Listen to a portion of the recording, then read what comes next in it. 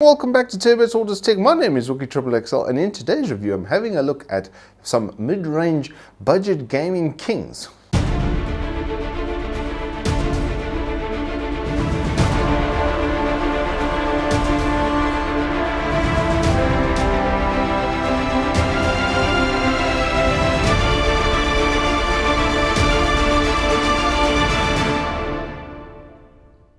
Alright, so as I've mentioned, we have some mid-range budget gaming kings next to me in the form of a 1660 Super and an i5 10400F, which I'm going to be putting through their paces. Well, I have already. I've abused the fact that I have pretty much the most intense Z490 motherboard you could have. I have a nice 3200 megahertz 2x8 gig Clev kit, so we do have some dual channel 3200 megahertz goodness running. Now the F stands for no graphics. I don't know why the F, but it has no iGPU on chip, and I have then paired it up with our new test bench GPU, which is going to be the Gaming X1660 Super.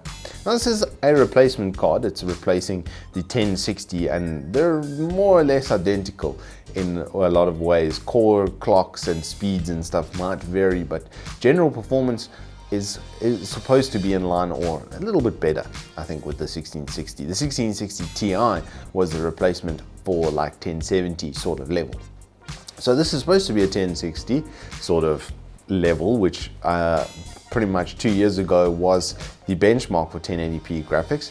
And then there is the 10400F, which is actually the hero in this scenario.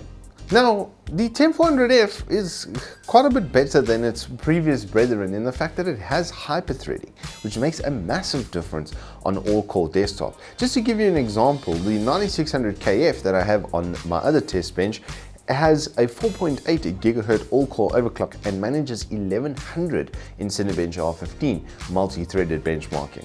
Now, compared to a 2700X that gets 1770 for about the same money these days, it wasn't really a compelling thing for desktop. But now, for desktop performance with the hyper-threading, this little chip managed a 1300 in Cinebench R15, and it was running at 45 degrees max load in AIDA64. Compared to the 9600KF, which at 4.8 gigahertz did reach an impressive 74 under the exact same, literally the exact same cooler. I'm using the Hyper 212 block as my sort of baseline for testing.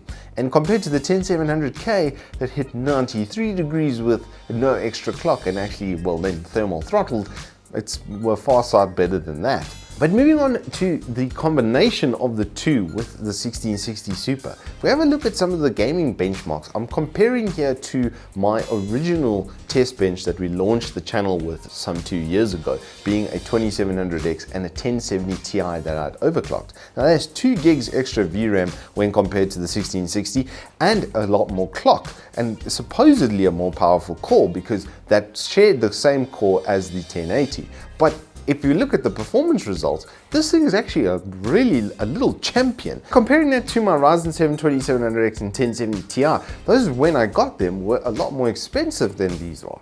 The i5 is only going to set you back about 4,000 Rand locally, and the GPU a little over 6. So it is going to be a lot, well, like I said, cheaper. Now you can get really good 1080p 60 FPS performance out of this setup. And one of the things that I was really impressed by, honestly, was the Dirt 4 benchmark, which, if you look at it, was super clean, super stable. The 1% and 0.1% lows were undeniably better than what I had with a 1070 Ti and a much bigger processor. That processor also requires water cooling to get the most out of it, whereas, like I said, with the Hyper 212, the most I could get it to was 45 degrees in all-core load, which is a lot better than the 10700K kettle that I tested before. So if you're looking at something Intel, I would actually highly suggest this chip.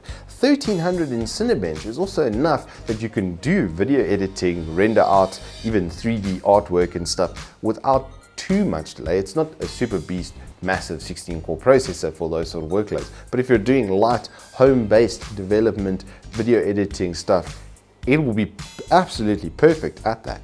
Now it isn't a K-series chip, so there's no overclocking potential. So if you want that, you'd have to get a 10600K. But I doubt that out of the box, if you just put in the chip, there would be actually much performance difference between the two. Alrighty, so esports peeps, if you're looking for FPS on a budget, this is a really, really good pick. I mean, especially if you look at like Dota 2, for instance, casual 160 frames per second, so 144 Hz, absolutely no problem. And the processor will cost as much as a 144 Hz monitor. That's a deal. Anyway, thank you all so much for watching. We do hope you've enjoyed this review. If you have, do hit us up with a like and subscribe, and we will see you on the flip side.